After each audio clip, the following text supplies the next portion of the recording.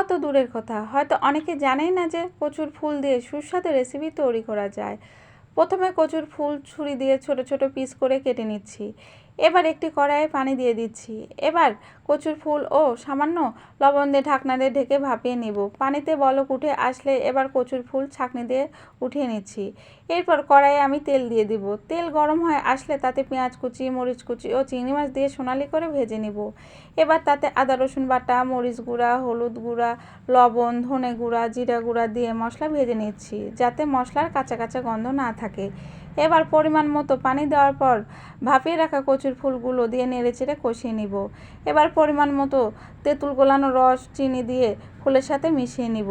তেঁতুলের জন্য কচুর ফুল খাওয়ার সময় গলা কুটকুট করবে না, আর চিনির জন্য রান্নাটির টেস্ট অনেকটা বেড়ে যাবে। প্যাচুলার দিয়ে কচুর ফুল ভেঙে দিলে সেইটা খেতে বেশ ভালো লাগে। এভাবেই তৈরি হয়ে গেল সুপার টেস্টি কচুর ফুল দিয়ে চিংড়ি রান্নাটি। ভিডিওটি দেখার জন্য ধন্যবাদ সবাইকে।